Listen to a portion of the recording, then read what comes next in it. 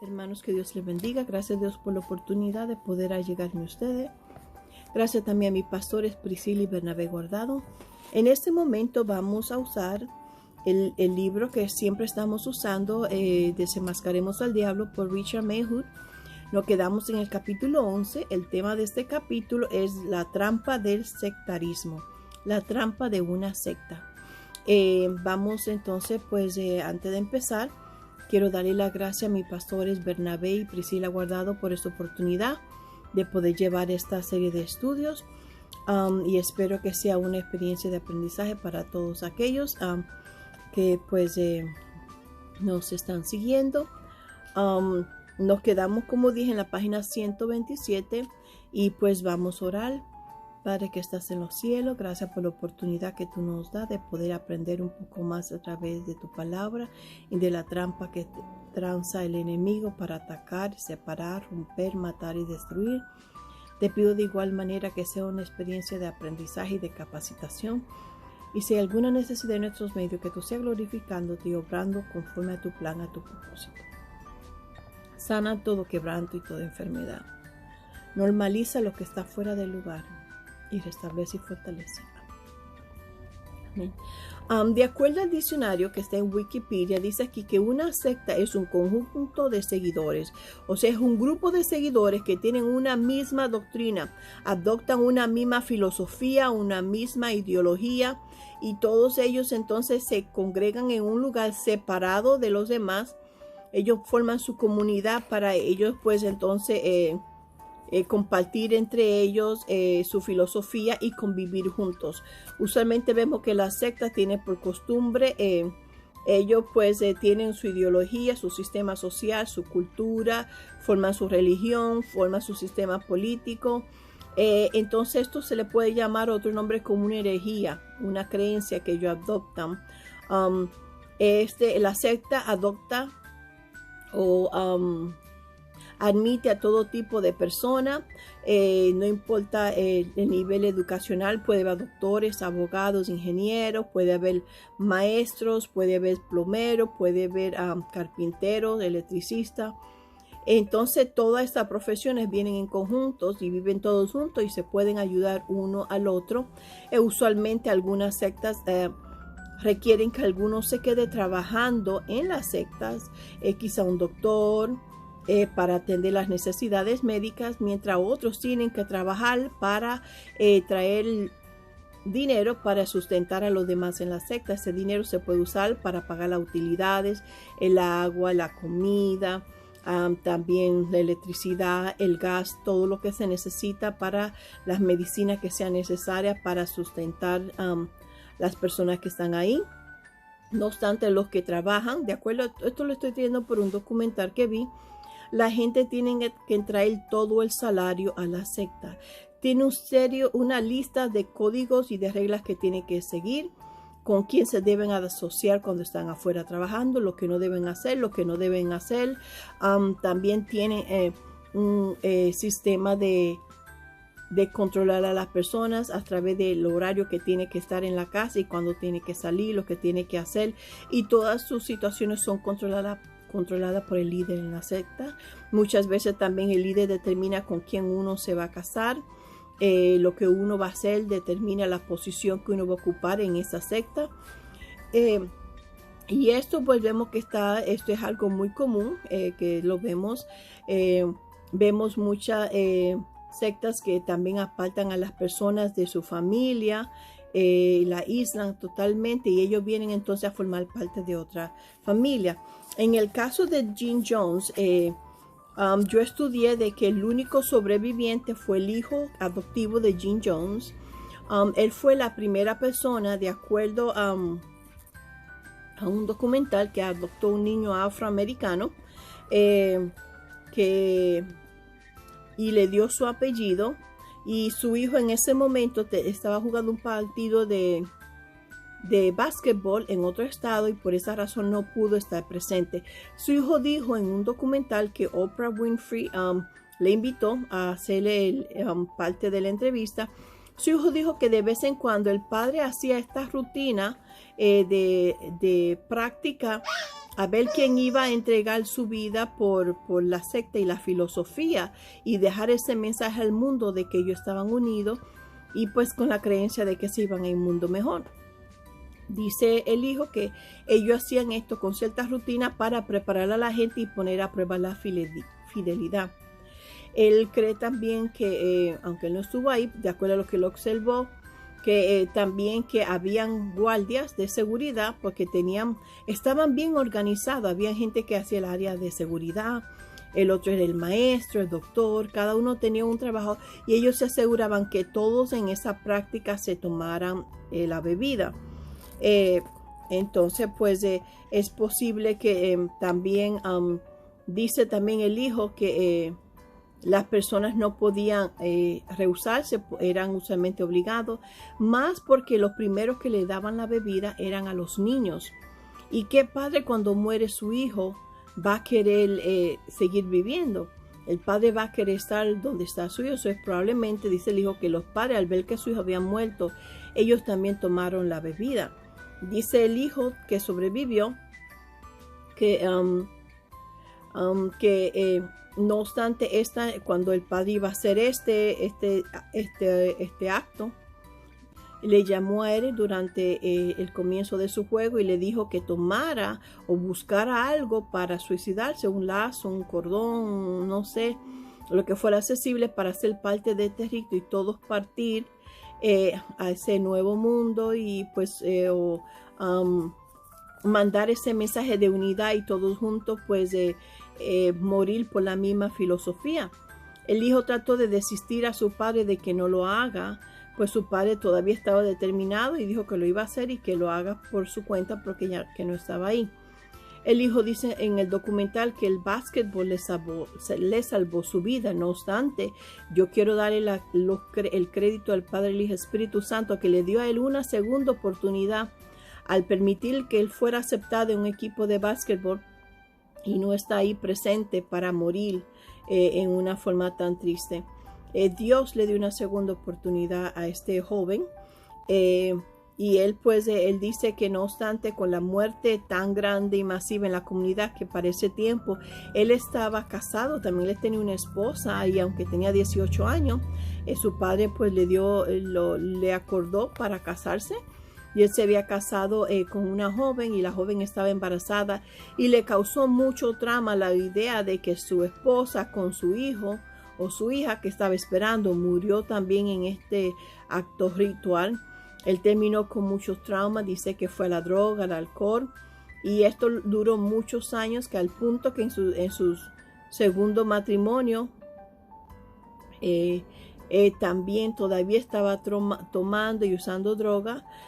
Hasta un punto donde tuvo que dejar porque estaba al punto de perder su matrimonio y decidió cambiar su vida porque no quería perder su hogar como había perdido el otro. Entonces, como dice Wikipedia, como le dije al principio, una secta es un conjunto de seguidores que siguen a una persona con una misma filosofía, una misma ideología. Usualmente el padre de Jim Jones, el hijo de Jim Jones, dijo que su padre le prometía a la persona un mundo mejor donde no iba a haber discriminación. Esto sucedió, esta masacre en masa ritual surgió en el 1978. En ese tiempo ahí había bastante discriminación entre los blancos y los negros. Había bastante problema racial. Y su padre fue el primero, como dije, que adoptó a un niño afroamericano. De acuerdo a este documental, aunque yo creo que Aretha Franklin, que es una cantante americana, fue una de las primeras que yo había leído hace muchos años, que había adoptado niños de diferentes nacionalidades para mandar un mensaje de unidad racial. Adoptó niños de la China, de niños de Tailandia, hispano, americano, afroamericano, de todo lo que usted pueda pensar. Entonces vamos a dejar esto hasta ahí.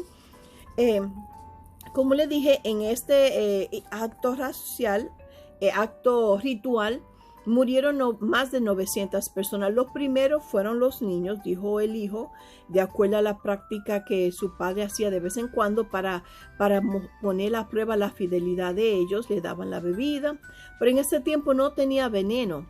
Entonces pues nadie moría, pero por lo menos la fidelidad de ellos estaba siendo probada si eran fieles y mantenían verdaderamente esta filosofía. Entonces pues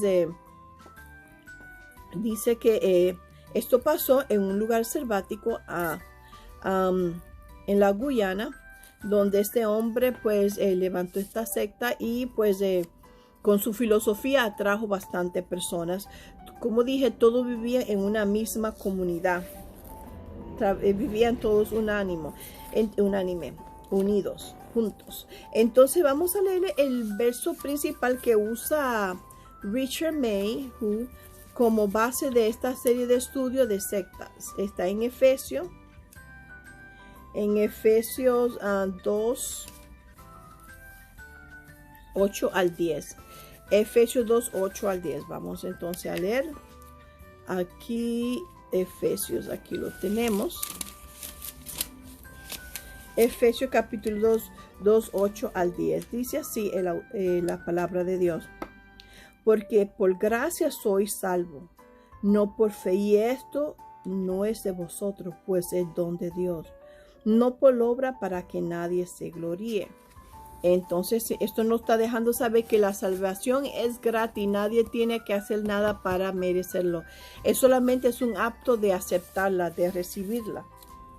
Entonces vemos aquí que el autor nos deja saber que no todas las sectas terminan trágicamente. Esto en la página 127 todavía. No todos terminan trágicamente como en esta ocasión. Y que unas sectas tienen diferentes aspectos y normas y tienen diferentes factores en común, como también tienen ciertas formas en distinción. Dice el autor aquí que el autor aquí, por ejemplo, nos habla de un comentario que hace otro escritor que se llama Charles Swindoll. Él dice aquí, en la página 128 ahora, Charles Swindoll, a referirse a una máquina fascinante que vi yo una vez en el Instituto Smithsonian de Washington, D.C., hace el siguiente comentario. O sea, es un avión que tiene más de 213 toneladas en peso, que costó 40 millones. No obstante, este avión tan pesado, que usted lo puede buscar en el internet porque yo no había visto esto, dice que solamente se levanta 24 metros al aire, que no es nada comparado a lo que se levanta un avión. Entonces, pues dice el autor aquí antes de citar a Charles Swindoll, dice que así es Satanás, que le encantaría que la iglesia de Dios contribuya o construyéramos iglesias tipo ganso garboso, como le llaman este avión, donde no pasan los registros de la historia y ellos mismos no hacen nada para la expansión del reino de Dios. Y dice, pues esto es lo que hacen las sectas. Las sectas no hacen nada de expansión en el reino de Dios. Nada tiene que ver con eso, y el diablo, claro, tiene mucho interés en que se levanten sectas porque confunden a las personas y le llevan por el camino del error. Entonces este es el comentario de Charles Swindoll referente a este avión que pesa 213 toneladas, que solamente se levanta 24 metros al aire. Dice, muchas iglesias son como la impresionante máquina sobre la cual habíamos leído en una oportunidad. Tenía centenares de ruedas, dientes, engranajes, poleas, correas y luces, los cuales se movían y se encendían todas al presionar un botón. Y cuando alguien preguntó, ¿qué es lo que hace?, el inventor respondió, nada. Pero es hermoso cómo funciona. Entonces él dice que hay situaciones así donde la persona pues están conforme con estar en un lugar y hacer simplemente nada. Entonces aquí dice el autor que Dios llamó a la iglesia para que sea fructífera, para que la iglesia pues crezca, y por eso le dio la gran comisión que está en Mateo 28,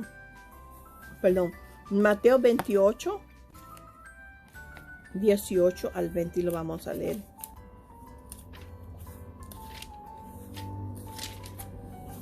Mateo 28, 18 al 20, dice así. Okay. Llegando Jesús les habló diciendo: toda potestad me es dada en el cielo y en la tierra. Y por tanto, y doctrina a todos los gentiles, bautizándolos en el nombre del Padre, del Hijo y del Espíritu Santo, enseñándolos que guarden todas las cosas que les he dado. He aquí que yo estoy con vosotros todos los días hasta el fin del mundo. Amén. Gloria a Dios, qué bueno. Dios está con nosotros siempre. Entonces vemos que Dios pues le dio la gran comisión a todos los hijos de él para que entonces vayan a llevar este mensaje a otras criaturas. Entonces dice que en la página 129 el autor habla de un problema. El problema es el siguiente, dice así: Satanás ha intentado desviar el plan de salvación de Dios.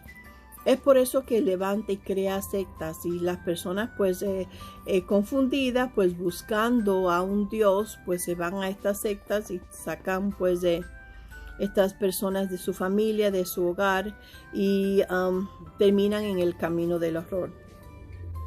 Aquí cita a Herodes, que trató de asesinar a Cristo. Pues el diablo usa muchas formas de desviar los planes de Dios.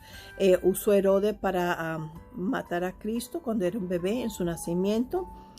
Trató de usar a Pedro para persuadir a Jesús que no permita que tal daño le sucediera, para impedir su muerte en la cruz. Satanás trató de usar a Judas cuando le vendió por las 30 piezas de plata. Entonces, aquí el autor cita a Lucas 22, 3 a 6, donde dice: y entró Satanás en Judas, sobre nombre Iscariote, el cual era uno del número de los 12. Y este fue y habló con los principales sacerdotes y con los jefes de la guardia de cómo lo entregaría, y ellos se alegraron y convinieron en darle dinero. Y él se comprometió y buscaba una oportunidad para entregárselo a espalda del pueblo. Vemos entonces cómo el diablo usa todos los medios posibles para pues interrumpir el plan de Dios. Entonces dice aquí el autor en la página 130: Judas engañó a todo el mundo hasta el final, menos a Jesús, quien supo desde su principio que Judas haría posible el cumplimiento de estas profecías en el Antiguo Testamento. Entonces dice el autor en la misma página, en el párrafo del medio, dice: seguramente que debido a haber echado. Porque quiero leer del principio para no perder el pensamiento. Dice: es sorprendente que a la luz del final, que tuvo que escuchar a todas las enseñanzas de Cristo, ya que formaba parte de los 12, se está hablando de Judas, seguramente que debido a haber echado fuera demonios, el autor está asumiendo que como era discípulo de Jesús, Judas tuvo que haber echado demonios, Judas tuvo que haber sanado enfermos, Judas tuvo que hacer cosas milagrosas, porque Dios había impartido dones a sus discípulos. Dice: Jesús debió haber tenido en mente a Judas cuando les dijo lo siguiente. Entonces vamos a ver.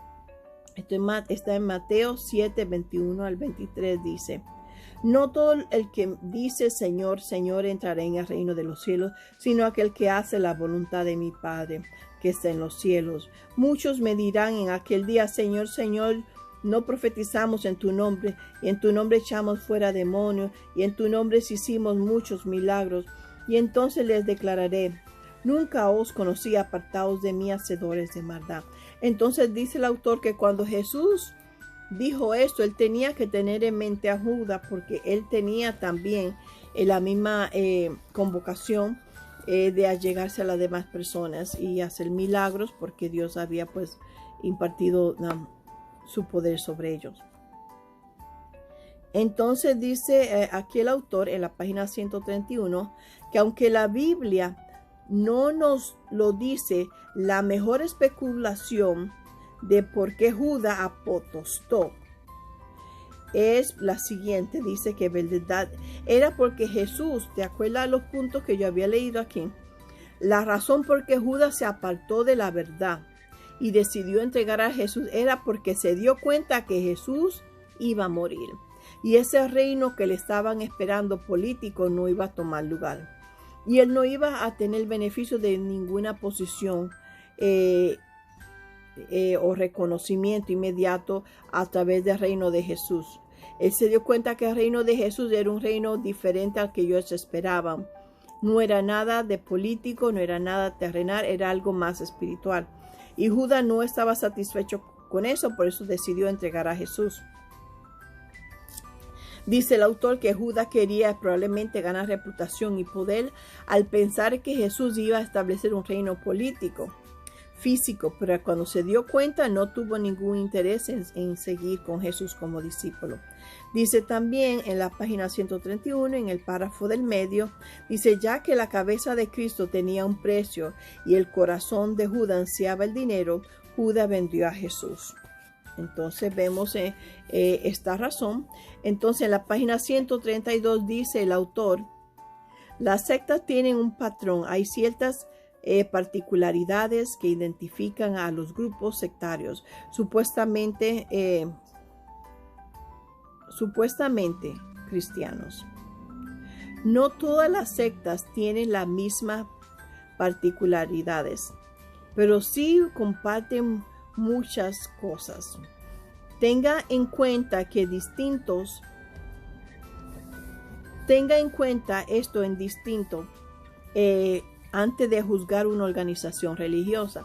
Entonces tenemos que tener mucho cuidado cuando vamos a juzgar una secta de una organización religiosa, porque algunas tienen ciertas cosas en común. Por ejemplo, una secta pues requiere una condición financiera. Como le dije al principio, necesitan dinero para suplir los gastos. Entonces aquí dice que una secta, al contrario de una iglesia, hace una explotación económica. O sea, en vez de apelar a la gracia de Dios, pues esta persona exigen a los miembros un porcentaje de cantidad de dinero. En este caso, como le dije, en esta secta que vi un documental, a estas personas no les piden un porcentaje. Si viven en una misma comunidad, le permiten trabajar, pero tienen que traer todo su salario a las sectas, porque están divididos por diferentes funciones. Uno de acuerdo a su profesión, la utilidad que pueden hacer, y otros son los que van a trabajar para contribuir para las necesidades. No obstante, algunos que están en las sectas que tengan dinero, entregan todo su dinero, su cuenta bancaria, a la disposición del líder de la secta. Se necesita finanzas, se necesita un sustento económico. El próximo punto es la enseñanza dispersa de la Biblia. O sea, aquí muestra que sus creencias están totalmente alejadas de la palabra de Dios. Entonces dice el próximo punto es una minimización, distorsión o negación de la deidad de Cristo. Entonces vemos aquí, ya comienza la doctrina del error, donde comienza a negar cierto aspecto de la deidad de Cristo, comienzan a negar ciertas porciones bíblicas y comienzan a torcer la palabra. Entonces dice que una secta también tiene misterios dentro de la formación. Hay cosas que no todo el mundo sabe, que solamente los participantes y los integrantes pueden saber.